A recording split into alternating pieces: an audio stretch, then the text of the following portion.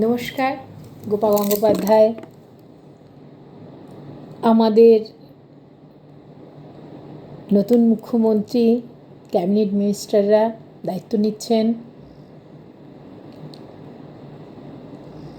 কিন্তু ব্যাপারটা হচ্ছে আমার যেন কেমন ফিল্মি মনে হচ্ছে ব্যাপারটা। আপনাদেরও কি তাই মনে হচ্ছে?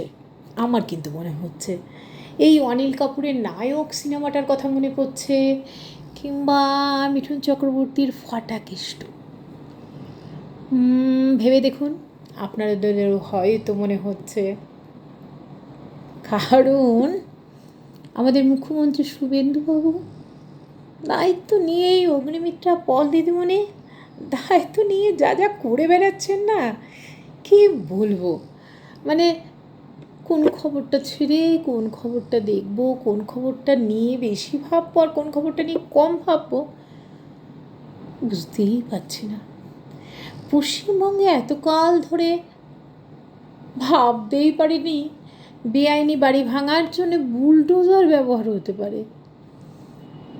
এতদিন ধরে জেনে এসছে বেআইনি বাড়ি হবে, টেবিলের তলা দিয়ে নোট যাতায়াত করবে। ওই স্টিং অপারেশন কত কিছু হলো না, নোটের তারা এই সেই লুঙির তলা দিয়ে গুলে, টেবিলের তলা দিয়ে গুলে কী সব হয়ে গেল হেকিমবাবুর, আরও সবারই হলো। কেউ কেউ আবার প্রিজন ভ্যান চাপড়ে মমতা চোর বলে এখন প্রচণ্ড ভক্ত হয়ে উঠেছে তারই, মানে কি বলবো, গুরু শিষ্যার মতো ব্যাপার। যাই হোক, এইটা দেখে আমরা অভ্যস্ত। মন্ত্রীরা বলবেন করব, শিলান্যাস করবেন, কিন্তু কাজটা হবে না। এটাই তো পশ্চিমবঙ্গে হয়ে এসেছে। কিন্তু কী কাণ্ড! শপথ নিলেন, তারপরে স্কুল মাস্টারমশাইরা যাদের ওএমআর শিট থেকে যারা ফেয়ার সিলেক্টিভ ছিলেন তারা আবার জয়েন করতে শুরু করে দিলেন, ফাটাকিষ্টর মতো। কিন্তু এখানে যাচ্ছেন, একে সাসপেন্ড করে দিচ্ছেন। ওই যে ফাটাকিষ্টতে দেখিয়েছিল না, সেই সেক্রেটারি এখানে সাসপেনশন করো, সঙ্গে সঙ্গে টিকিট ধরিয়ে দেওয়া হচ্ছিল। এরকম টিকিট ধরিয়ে দেওয়ার ব্যাপার চলছে। আমার কিন্তু ভীষণ মজা হচ্ছে, সত্যি সত্যি এত আনন্দ এই বয়সে এসে যে পাবো বুঝতেই পারিনি। আপনাদেরও কি তাই? আমার তো তাই। এই আনন্দটা করছি ভেতরে ভেতরে, ভাবলাম শুধু এটুকুনিই বলবো। তারপরে দেখলাম মমতা বন্দ্যোপাধ্যায় কালো কোট পরে আবার চলে গেলেন কোর্টে। কি বলবেন বলুন তো, এ তো নটি বিনোদিনী পালা পুরো। কোথাও সার্কাস, কোথাও নটি বিনোদিনী পালা। হেকিমবাবু আবার বলছে কে শুভেন্দুবাবু, তাকে আবার তিনি চেনেন না। তা কি বলবো বলুন তো, কে শুভেন্দুবাবু?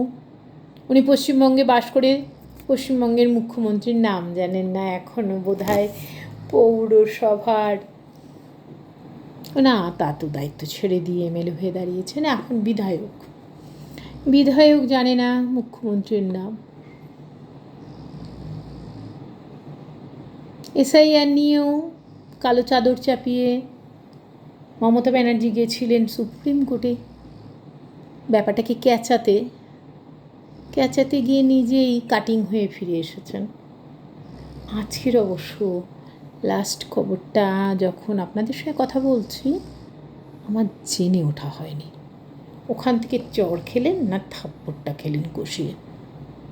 যা খাচ্ছেন উনি, অলরেডি নির্বাচনে যা খেয়েছেন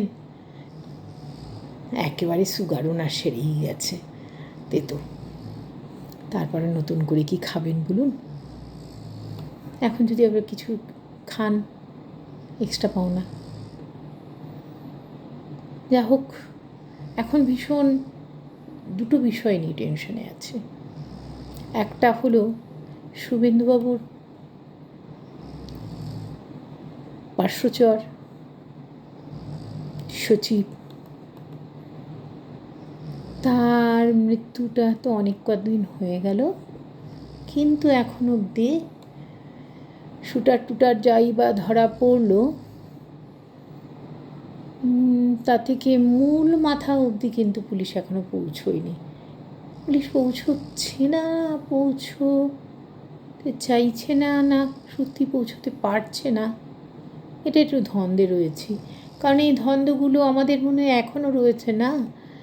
ঝপঝপ বুলডোজার দিয়ে বেআইনি বাড়ি ভাঙা হলেও অগ্নিমিত্রা পল ঘোষণা করলেন, আমি সপ্তাহে 2 দিন স্টেট বাসে যাতায়াত করব, সাধারণ মানুষের সঙ্গে কথা বলতে বলতে ফিরব, কিংবা কোথাও যাব, তাহলে সত্যি সত্যি মানুষ আর কি চান জানতে পারবো।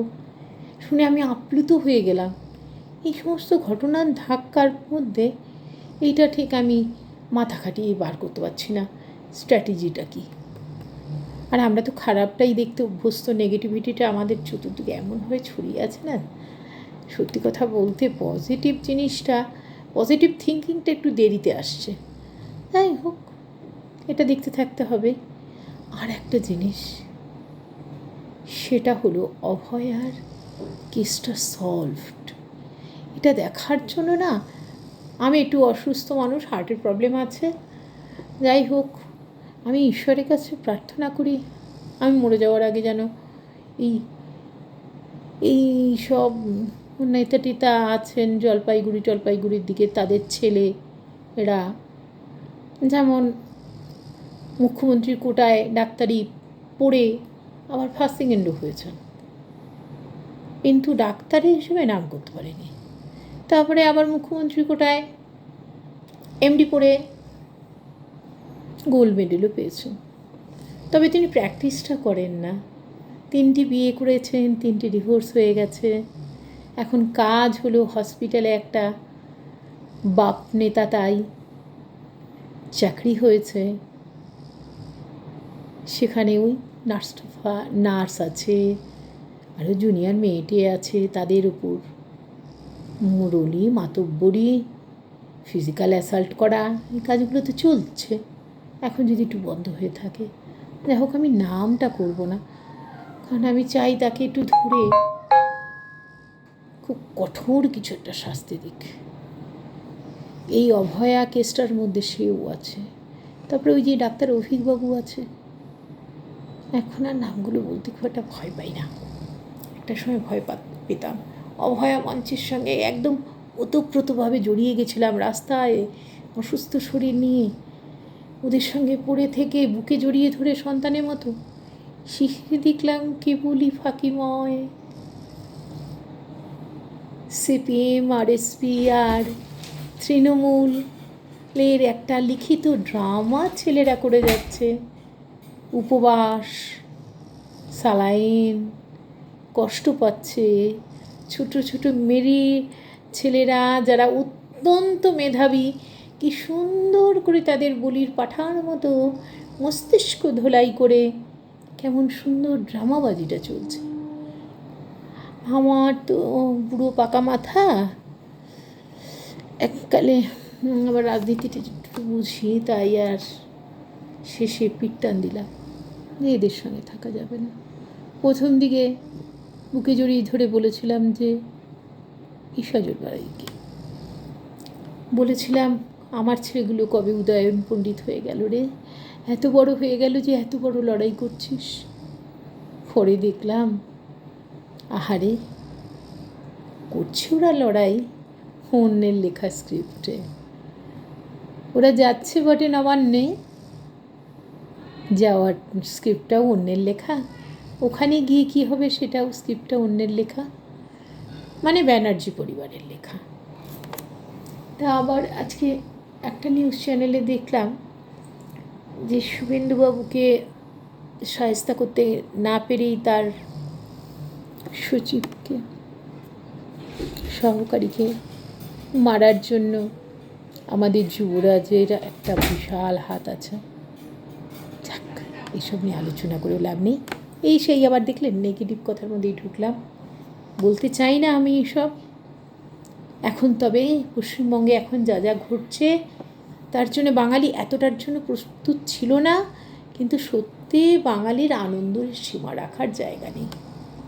হোক হোক, ব্রিটানিয়া কারখানা খুলছে, শিল্প আসবে, ইঞ্জিনিয়ার ছেলেরা এখানে চাকরি করবে, ঘরে ঘরে শিক্ষিত পরিযায়ী অশিক্ষিত পরিযায়ী থাকবে না। মুক্তি, মুক্তির স্বাদ এটুকু জীবদ্দশায় দেখে যেতে চাই। নমস্কার, এই অবধি থাক, পরে আবার কথা বলবো।